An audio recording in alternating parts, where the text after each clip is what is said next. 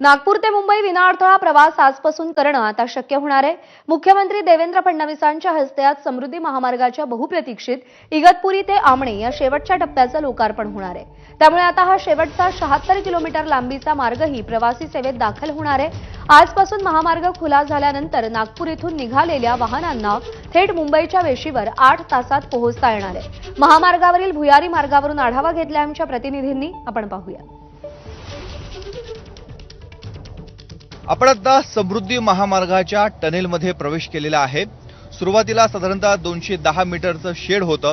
त्याचं कारण ज्यावेळेस खुल्या रस्त्यावरनं वाहन चालक हा गाडी घेऊन टनेलच्या दिशेने येतो त्यावेळेस अचानक प्रकाशामध्ये हा फरक पडतो, कारण खुलं वातावरण आणि टनेलमधला एकूणच लाईटचा प्रकाश, त्यामुळे ह्या प्रकाशाशी कुठेतरी ते मॅच झालं पाहिजे यासाठी हा शेड उभारण्यात आलेला आहे आणि तिथून खऱ्या अर्थानं टनेलचा प्रवास हा सुरू झालेला आहे। आपण बघतोय महाराष्ट्रातील सर्वात लांब असणारा 8 किलोमीटर लांबीचा हा टनेल आहे आणि या टनेलमधनं आता आपला प्रवास सुरू झालेला आहे। या टनेलची अनेक अशी खास वैशिष्ट्ये सांगता येतील।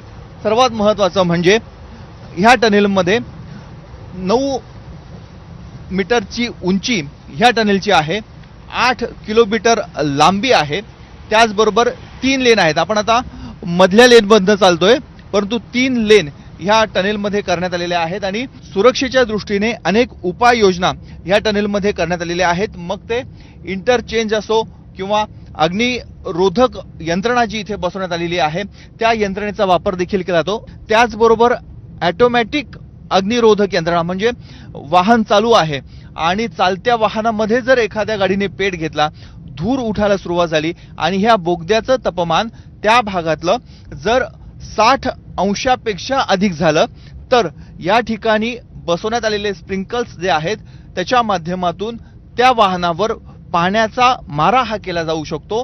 वाहनाचा जास्तीत जास्त वेग 100 किलोमीटर प्रति तास हा एवढा ठेवण्यात आलेला आहे। आपण बघतो एरवी एवढ्या वेगाने एखाद्या टनेलमधून गाड्या जाताना आपल्याला बघायला मिळत नाही। व्हेंटिलेशन हा अत्यंत महत्त्वाचा पार्ट ह्या टनेलच्या माध्यमातून उपस्थित झालेला होता, परंतु दर काही अंतरावर इथे एक्झॉस्ट फॅन देखील बसवण्यात आलेले आहे, त्यामुळे हवा खेळती राहण्यासाठी मदत होते आणि एकूणच जे प्रवासी इथून प्रवास करत आहेत त्यांना एक सुखद दिलासा ह्या माध्यमातून दिला जातोय।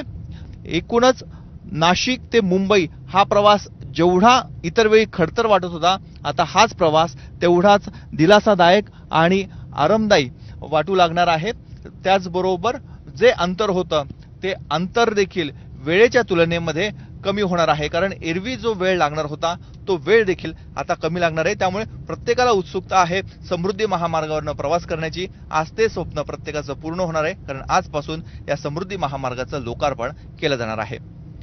कॅमेरामन किरण कटारेसह मुकुल कुलकर्णी, एबीपी माझा, इगतपुरी समृद्धी महामार्ग।